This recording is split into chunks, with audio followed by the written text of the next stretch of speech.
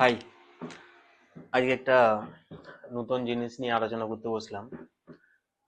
তোমরা হয়তো সকলেই দেখে নিয়েছো যে আগের দিন West Bengal school service commission তাদের গ্রুপ সি এবং গ্রুপ ডি এর সিলেবাসটা প্রকাশ করেছে। তো গ্রুপ ডি এর সিলেবাসে তো হাজারো ভুল আছে, আজকে আর খুলছে না দেখছি সিলেবাসটা, ওই সাইট থেকে ডাউনলোড করা যাচ্ছে না। আমি এখানে কিছু জিনিস তোমাদেরকে বলতে চাই যে গ্রুপ সি এর সিলেবাস আগে যারা শুধুমাত্র কোশ্চেন দেখে পড়াশোনা শুরু করেছিলেন যে এইরকমই কোশ্চেন আসবে, এইবারে কিন্তু সেটা আর নেই। সেই কোশ্চেন টোটালি আলাদা হয়ে গেছে। যদি একবারটি দেখো তোমরা তো বুঝতে পারবে যে আমি কি বলতে চাচ্ছি। সিলেবাসটা দেখো, এখানে দেখো একটা জিনিস লেখা রয়েছে যে syllabus is indicative only and may be deemed to include topics broadly related to but not specifically mentioned herein. এখানে অনেক এমন কিছু জিনিস আছে যেগুলো মেনশনড নেই কিন্তু সেগুলোর থেকেও কোশ্চেন আসবে, এটা আমাদেরকে মাথায় রাখতে হবে। এবার দেখো এখানে বহু নতুন জিনিস অ্যাড হয়েছে। এর আগের মানে প্রিভিয়াস ইয়ারে যেমন কোশ্চেন এসেছে ঠিক সেই প্যাটার্নের নেই কোশ্চেন, একটু অন্য ধরনের আসবে কোশ্চেন। এখানে দেখো জেনারেল নলেজের উপরে কোশ্চেন আছে 20, general knowledge 20, general English 10, logical reasoning 10 আর অ্যারিথমেটিক 20। এখানে দেখো জেনারেল অ্যাওয়ারনেসের মধ্যে এগুলো তো আমরা সবাই জানি, পড়েছি যে Indian history, geography, knowledge on Indian constitution, এগুলো আমরা সবাই পড়ি। কিন্তু এই দেখো NEP at school level and school level education in West Bengal, school লেভেলের এনইপি ন্যাশনাল এডুকেশন পলিসি, এটা আমাদেরকে পড়তে হবে। আর gender awareness rules and regulations, এটাও পড়তে হবে।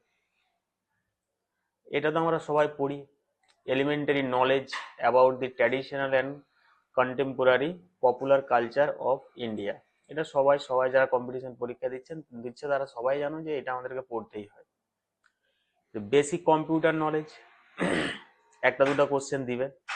যে এনভায়রনমেন্ট অ্যাওয়ারনেস, এই জিনিসটা তো যে সব চলে আসবে। ওয়াইল্ড লাইফ স্যাংচুরি এসব সব কিছু চলে আসবে, ন্যাশনাল পার্ক, এসব সব চলে আসবে এনভায়রনমেন্ট অ্যাওয়ারনেসের উপরে। এর মধ্যে আর্থ ডে, এনভায়রনমেন্ট ডে, এসব জিনিসগুলো আসবে। আর কারেন্ট ইকোনমিক অ্যাফেয়ার্স পড়তে হবে, স্পোর্টসে তো সব চলে আসবে। এখানে দেখো একটা সায়েন্স থেকে জিনিস দিচ্ছে, innovations and inventors in science. এগুলো মেনলি ক্লাস 8-9 এর বইগুলো সায়েন্সের পড়তে হবে, যে কে কোন জিনিসটা আবিষ্কার করেছিল।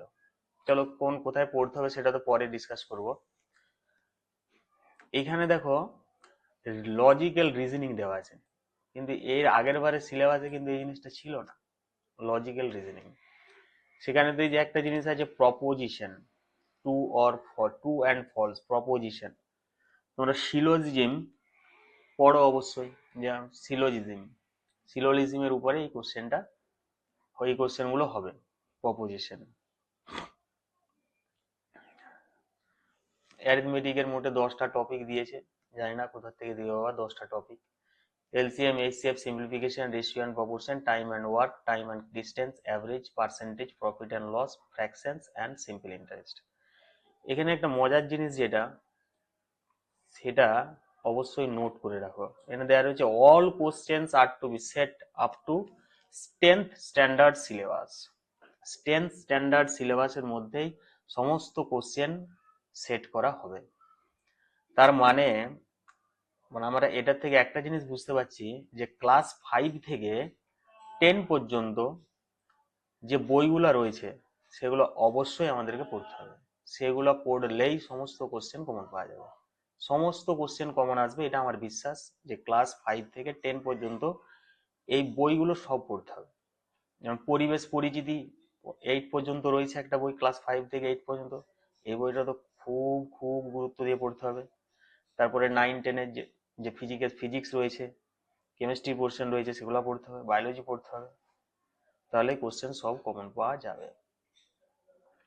যেমন এই যে ম্যাথমেটিক্সেরও ঠিক সেই রকম।